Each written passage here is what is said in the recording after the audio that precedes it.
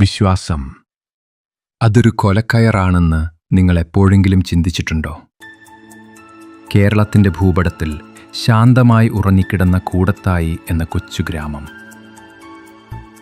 അവിടെയുള്ള പൊന്നാമറ്റം തറവാടിൻ്റെ ചുവരുകൾക്ക് പറയാനുള്ളത് സ്നേഹത്തിൻ്റെ കഥകളല്ല, മറിച്ച് മരണത്തിൻ്റെ കയ്പുള്ള രഹസ്യങ്ങളാണ്.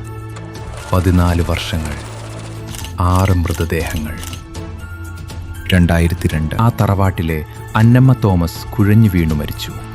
അവരെ താങ്ങുമ്പോഴും ആരും അറിഞ്ഞില്ല വിധി അവരെ നോക്കി പരിഹസിച്ച് ചിരിക്കുകയായിരുന്നു എന്ന്.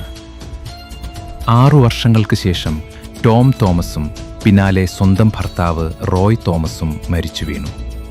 ഹൃദയാഘാതമെന്ന് ലോകം വിധിയെഴുതി. പക്ഷേ ആ മരണങ്ങൾക്കിടയിലെ നിശബ്ദതയിൽ ഒരു രൂപം മാഞ്ഞു നടക്കുന്നുണ്ടായിരുന്നു. കൈവെള്ളയിൽ ഒളിപ്പിച്ച സയനൈഡ് തരികളുമായി, ചുണ്ടിലൊരു കപട പുഞ്ചിരിയുമായി ജോളി ജോസഫ്. തൻ്റെ ആഗ്രഹങ്ങൾക്ക് തടസ്സമാകുന്നവരെയെല്ലാം അവൾ മണ്ണിലേക്ക് അയച്ചു. പിന്നീട് അന്നമ്മയുടെ സഹോദരൻ മാത്യു മഞ്ചാടിയിൽ. അവർ വീണു കഴിഞ്ഞിട്ടും അവളുടെ രക്തദാഹം അടങ്ങിയില്ല. പിഞ്ചുകുഞ്ഞായ ആൽഫൈൻ, 1.5 വയസ്സുകാരിയുടെ നിഷ്കളങ്കമായ ആ ചിരിയെ സയനൈഡിൻ്റെ കയ്പുകൊണ്ട് അവൾ എന്നേക്കുമായി മായ്ച്ചു കളഞ്ഞു. പിന്നീട് സിലി തോമസും ആ കറുത്ത പട്ടികയിൽ ചേർക്കപ്പെട്ടു. പകൽ വെളിച്ചത്തിൽ NIT പ്രൊഫസർ എന്ന വ്യാജവേഷം കെട്ടിയാടിയ ജോളി രാത്രിയിൽ കല്ലറകൾക്ക് കകാവൽ നിൽക്കുന്ന ഒരു നിഴലായി മാറി. പക്ഷേ മണ്ണൊരിക്കലും സത്യങ്ങളെ ദഹിപ്പിക്കില്ല. 2019 ആ കല്ലറകൾ തുറന്നു.